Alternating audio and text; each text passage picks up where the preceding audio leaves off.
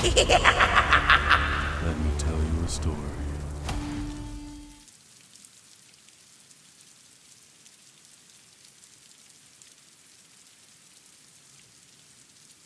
My deaf girlfriend got a hearing assist dog, but the dog keeps alerting her to sounds that aren't there. My girlfriend Anaya had to wait nearly a year before finally getting matched with an energetic black lab named Trixie.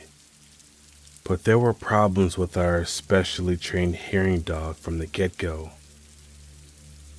How a hearing assist dog is supposed to work is someone knocks at the front door and the dog informs the owner, in this case my girlfriend Anaya, by nudging her wet nose into her owner's lap.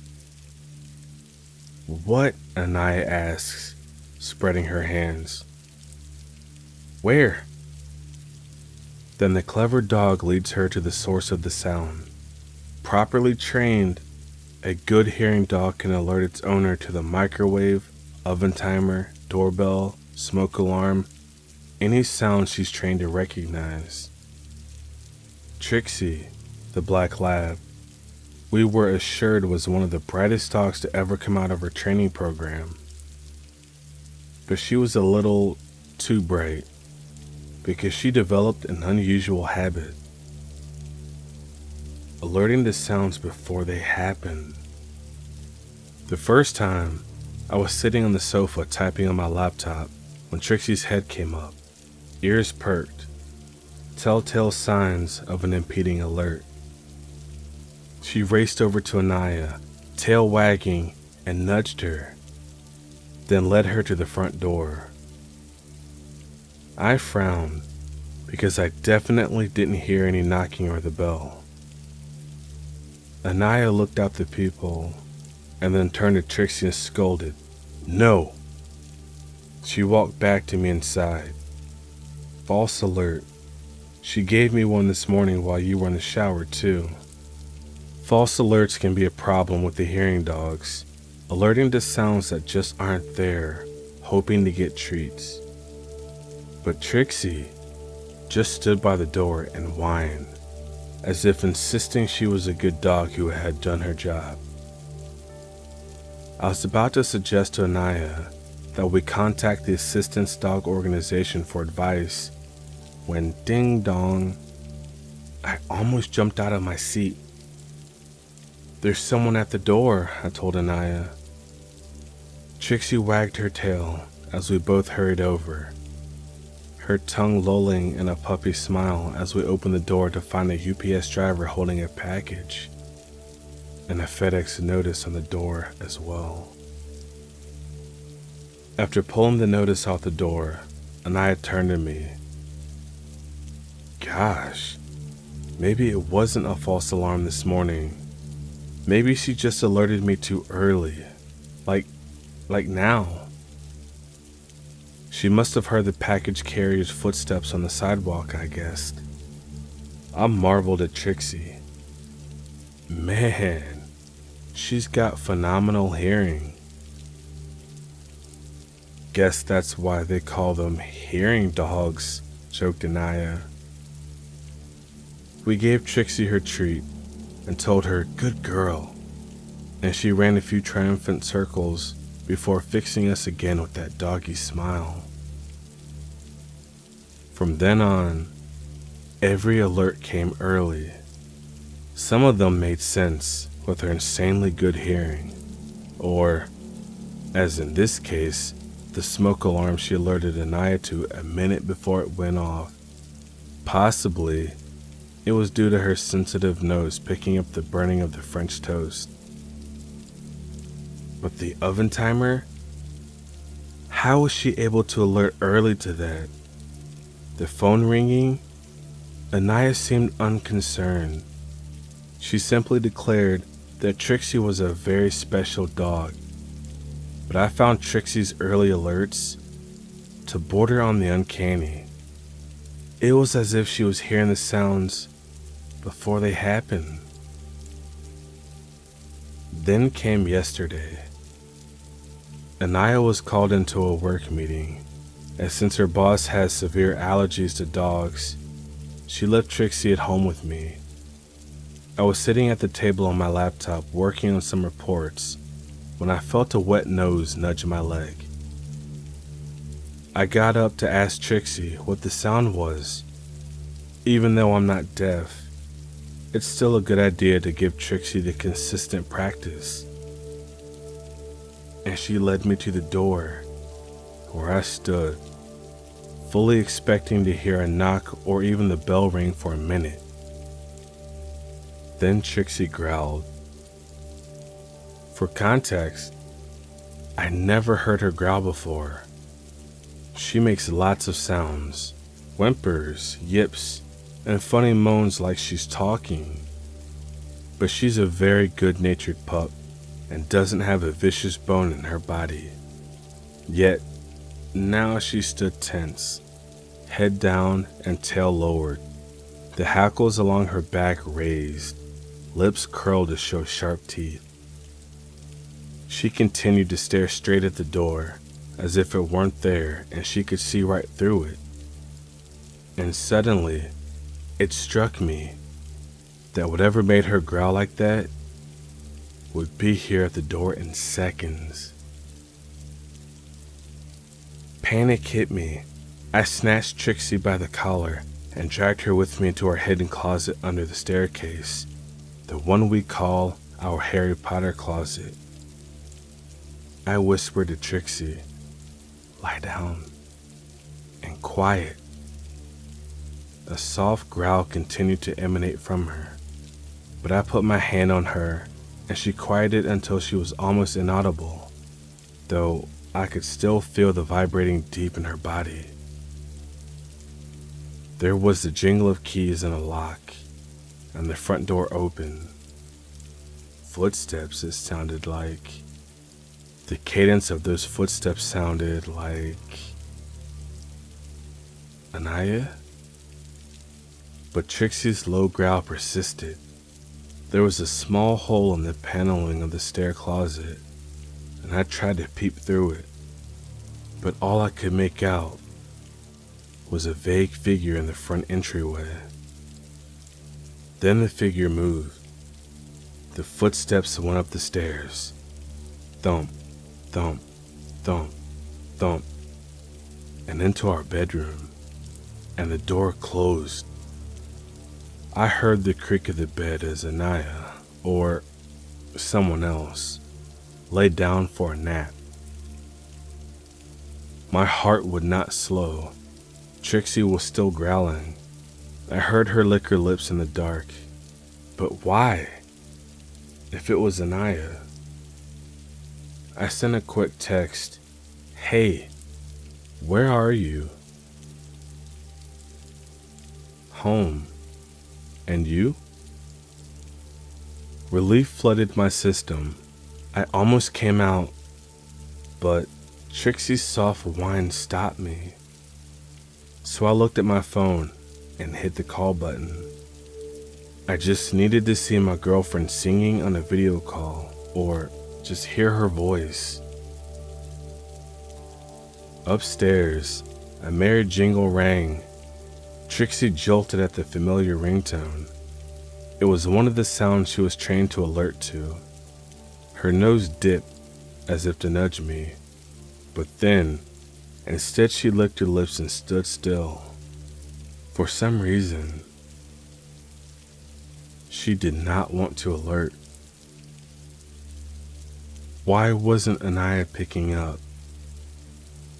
After the call went unanswered, I sat for a moment, and then my phone vibrated with a text. "Hey, where are you?" I remained still, heart hammering, trying to decide what to do, when suddenly Trixie lunged past me, slamming into the panel door and bursting out from under the staircase. "Hey," I hissed, darting after her. But instead of running upstairs, Trixie ran straight to the front door. She scratched and pawed at the door as there came a knock and a voice from outside called, "Hello? Rosie? I lost my purse. My phone and keys were in there. Can you open the..." At the same time, just overheard, the bed creaked as someone stood. Footsteps thumped rapidly across the floor. I yanked open the door and lunged out. Anaya stood startled on the front steps, and I snatched her hand, dragging her with me into a run. Trixie ran behind us. "What's going on?" cried Anaya. "There's someone in the house," I gasped as we pelted up the block. We didn't stop until we spotted a neighbor walking his dog. I fumbled with my phone and called the police and told them, frantically, out of breath, that someone was in our house, a stranger with the key, in the upstairs bedroom. I sighed as I spoke, and Anaya's eyes on me just widened. Police arrived in minutes, but when we went back inside and searched upstairs and down, we found no trace of any intruder, just Anaya's phone left by the bed. It had no one's fingerprints but her own, nor had we seen anyone leave the house after our escape. We're staying with my parents now. We're still not sure who was in the house. After the whole strange incident, we're not taking any chances by going back. To be honest, I haven't really fully processed it all yet. I still don't understand how Trixie does those early alerts. But all that matters is that thank God nothing terrible happened that day. Or should I say, thank dog.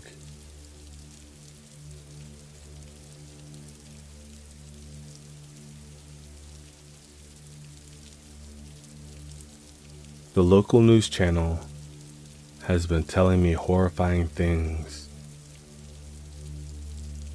It was a bright Saturday morning, and I had sat on the couch to watch the local news channel with a large cup of coffee and a bagel, like I always did.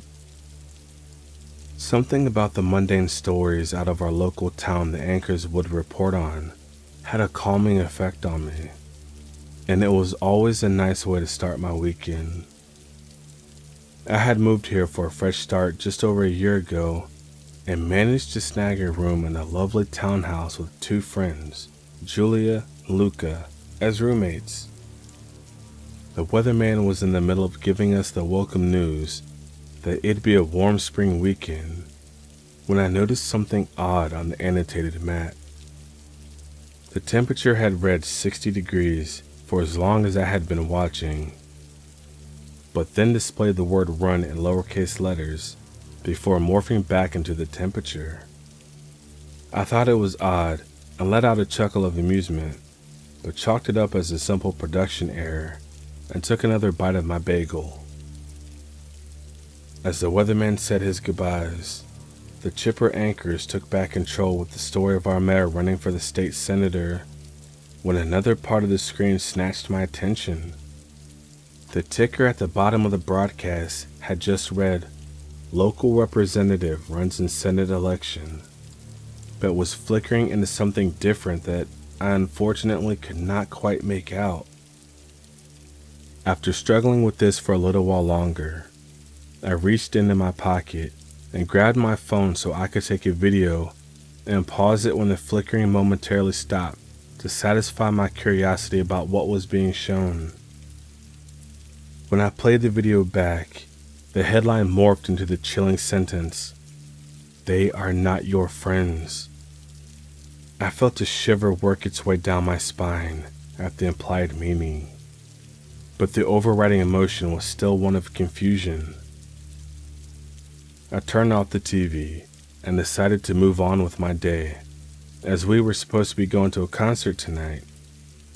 The artists are all very well known, and it was a very big deal for our small town, which meant that Julian and Luca wanted to see the band leave their hotel so they could get the autographs and a few pictures. But I wasn't as enthused, so I decided to hang back and meet them at the downtown arena a couple hours before the showtime. I spent the bulk of my day lounging around and video chatting with a close friend from my hometown, and only noticed that I had to get ready to leave because my phone buzzed with a reminder my forgetful but smart former self had left.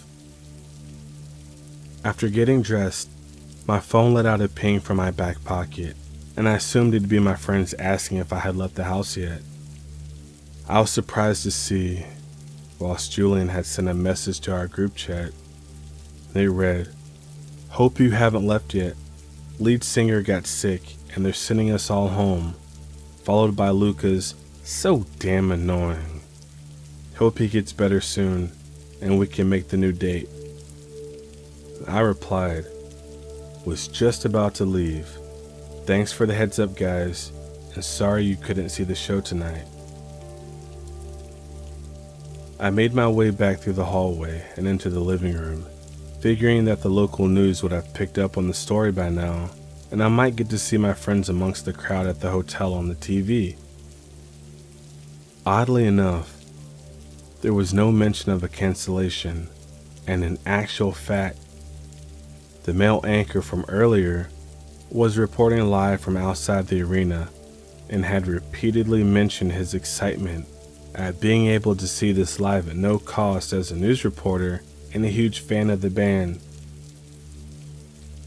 While I was beginning to feel a bit strange, my ever-rational mind convinced me that the news channel had been playing all day and that this must be a rerun from an earlier report, and so I switched the television off and decided to make plans with some other friends to head out that night.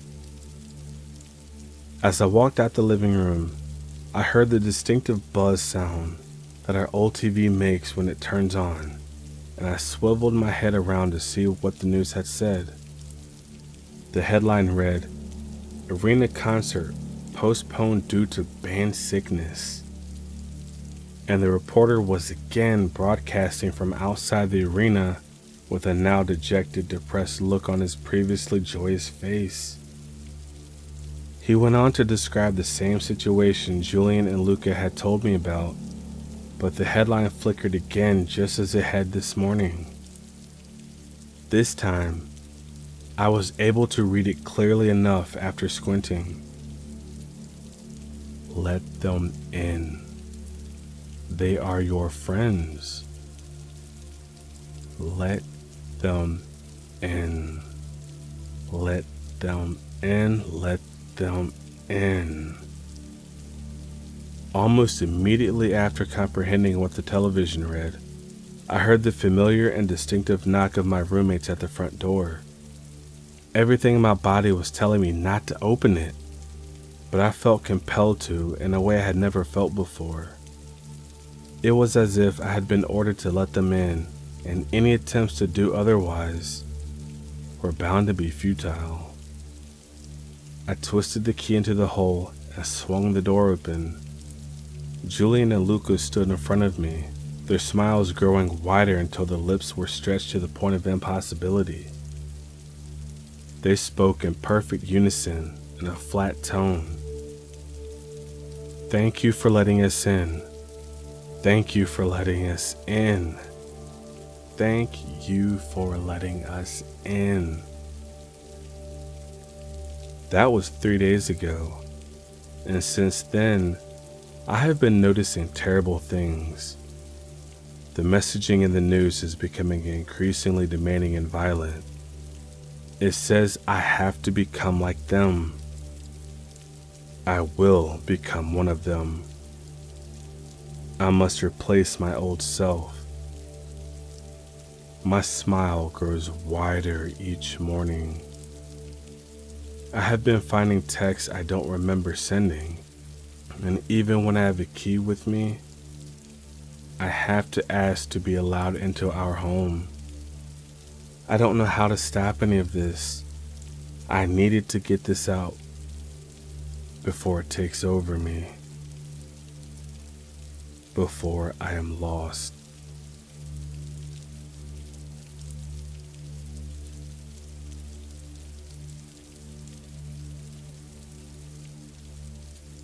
I am a very successful, wealthy businessman. But there's a flaw in my life. On weekends, I have to eat dinner very late. I wish I could be quicker. I get so hungry. I feel like I'm going crazy on weekends. Maybe if I got married, this issue would be resolved. But I still don't want to get married because I never understood women. They're all good with me for the first few months. But once we start living together, we always end up breaking up in a terrible way. Luckily, the recent human resources manager at my company, a blonde girl in her 20s who lost her younger brother recently, is not like them. Her taste in food matches mine. At least she wasn't a vegetarian like one of the others. What a foolish woman she was. Anyway, this woman also tolerated all of my addictions, like beer and cigarettes. But still, I hesitated to invite her to my house on the weekends, because weekends are mine and I love my solitude. But I couldn't resist eating late anymore, so I decided to invite her. To make a full agreement on how to arrange the weekend meal schedule, I decided to stay home with her all day that Saturday. I don't do this very often. She came to my house on Saturday, and everything started nicely. We experienced some romantic moments, and then moved to the kitchen. I took out one of the specially stored meats from my cupboard. It was so good not to have to clean it all alone. As I showed her how to clean it, I noticed a sour expression on her face. Was she one of those troublesome women too? But she started cleaning anyway. She was doing a terrible job, but oh well. Better than not helping at all, I said to myself. Just as we were nearing the end, her breathing quickened, her face went pale. I asked what was wrong. She didn't say anything. She just stared at the pile of meat in front of her. Oh no. There was a spot on the skin of meat. It was a birthmark, quite a rare one. How did I not notice it? She had the same mark when we were intimate. I'm so stupid. The woman turned to me, angry and anxious. I was calm because this wasn't the first time this had happened to me. But when she grabbed a knife from the drawer, I got a little scared. She tried to attack me while screaming, but she didn't notice the gun in my left pocket.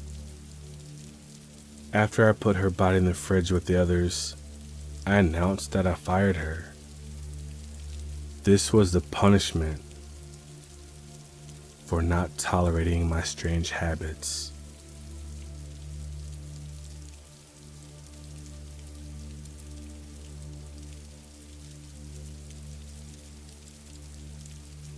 I was paid $100,000 to oversee a psychological experiment. The money wasn't worth it. The advertisement popped up on the side of my screen as I was browsing through some unrelated trashy entertainment site. $6,000 for your participation in a clinical study. Apply online today. In all honesty, it looked like a scam. The branding was tacky and looked at least a decade out of date. The emphasis on the dollar signs was funny, and my instincts told me not to click on the little blue link to the application page because it was probably a phishing scheme. Still, though I was bored out of my mind since losing my job a few weeks prior and thought it couldn't hurt much more since I had already clicked on some sketchy stuff last week, I clicked on the post. Maybe I could eventually make some money. The link took me to a page, the same outdated vibe as the advertisement, and a form to fill out personal details as well as things like why I would be the ideal person for the position. I'm a curious person, so I wanted to see where this led and decided to create an email address specifically for signing up and input a slightly modified version of my real name. I went about the rest of my evening and forgot about it until the next morning when an email came through. It congratulated me on being selected for the participation, and after a ton of boring spiel, it listed an address on the other side of town as the site of the study. I was invited to be there at 8 a.m. the next day and told all would be explained upon my arrival. Well, the next morning rolled around pretty quickly. I drove across town and arrived at an unnaturally white, sterile-looking building with no windows in sight and only a single door. I walked in and was greeted by an older man with a gray beard who said he was the head of the study and lead researcher and asked me to take a seat in the office behind him. He went over the online form and sign-up process to confirm I was where I was supposed to be. He asked me for my ID and then went on to explain what I was there for. To my surprise, he had also told me that they had struggled immensely in finding a suitable candidate and would actually be paying me $100,000 more upon completion of my duties. That was enough to pay off my car and my home, payments I had been falling behind on most recently in weeks. Enough for me to finally live a modest yet stress-free life. It was a psychological experiment designed to provide the researchers with some insight into the logical processes of individuals when the choice between a larger individual gain or a more modest collective gain. 6 participants would be given a choice between $20,000 and $1 million. If every participant chooses the smaller amount but still significant gain, they all win. If only one participant chooses the larger amount, they win the larger amount and every other participant loses. If more than one participant chooses the larger amount, they all walk away with nothing. All participants are made aware of these rules at the beginning of the experiment. At its core, it was an experiment on human selfishness and human togetherness, or even more simply, the proclivity of the human mind to gamble a smaller gain for a larger one. By the time it was all explained to me, and I had signed the various consent forms and NDAs, it was midday, and I was informed the experiment would be beginning. I was taken into an isolated room with camera footage of similar rooms presented on an array of television screens on the wall ahead of my admittedly comfy-looking chair. My role was to observe, nothing more. I was not introduced to any of the participants, I did not recognize any of them, and I was not involved in the logistics of the experiment in any manner other than watching their screens and noting down everything I saw. I was wished good luck. The door was quite oddly locked behind me, and the experiment began. Each participant had 2 buttons in front of them, one with a lower amount of cash on it, and the other with the higher amount. They each had 10 minutes to press a button and were encouraged to take their time and take mental note of their thought process for the eventual decision. Participant 4 was the first to make their decision, almost immediately pressing a button labeled $1 million. Well, that didn't take long, I muttered under my breath while taking notes down of the apparent enthusiasm of the man. The remaining subjects took their time and seemed to consider their decisions much more. As I had suspected from their supposed hesitation, the others all elected to go for the lower, safer amount in a show of trust for their fellow participants. The 10-minute timer wound down to 0, and a loud buzzing sound played simultaneously through every screen I was watching. My eyes eagerly awaited any movement, but the participants all sat still and were also waiting.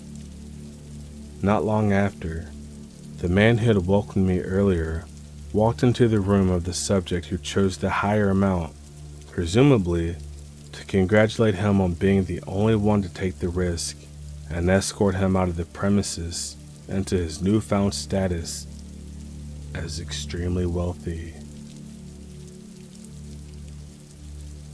That wasn't what happened. I watched as the outwardly gentle study lead was passed a baseball bat wrapped in thick barbed wire. The first swing made me physical recoil, as if I were the one being hit.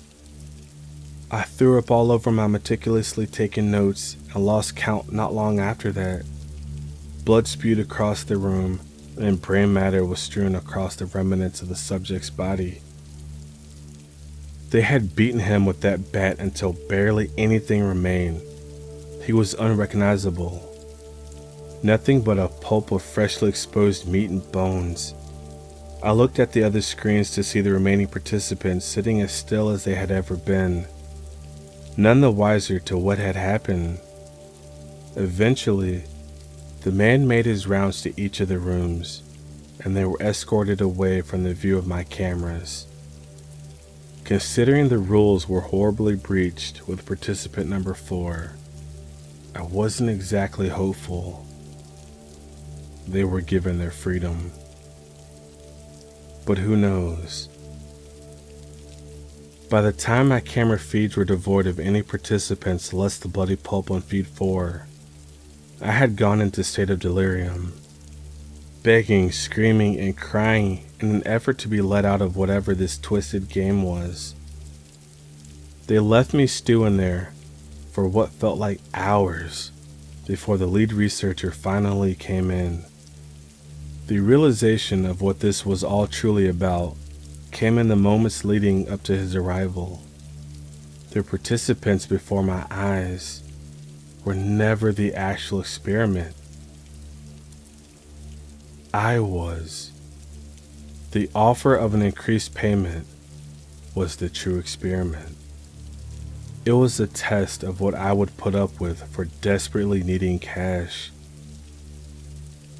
You see, I knew I could dismiss what I had seen and walk out of there with my reward. But that would have meant living with never telling a soul. Not the police, not my friends, nobody. Ever. Having the image of the thing that reminded me of that poor man etched into my mind. The blood-soaked, slimy hunk of meat berating my selfishness in an ironic display of anger. I protested and screamed with all my might, told him I knew what this was all about, that he was a sick bastard and would get what he deserved. He stood there, unfazed, like he knew I was secretly considering walking away with the money in the midst of my rage. That's exactly what I ended up doing. I don't remember much of what happened next, almost as if I had been drugged. I do remember eventually accepting their offer of walking away though. I woke up in my apartment and instinctively picked up my phone from the nightstand by my bed. The clock read 9 a.m. The date was the day after my ordeal. My phone buzzed with a new notification. Your deposit of $100,000 has been successfully processed. Thank you for your continued loyalty. The events of the day previous came back to me, and my body ran cold with a primal fear of what I had witnessed and visceral disgust at my own actions. It's been a month since I took part in the experiment. My house is now wholly my property, as is my car. I have a comfortable life, and my lack of employment will no longer be a problem for at least a little while now. But I can't live with what I saw any longer, with what I did. I can't go to the police yet. If they found my account to be true, I would be thrown into prison too. For now, I have to settle on telling my story anonymously, to at least somewhat rid myself of this tremendous guilt.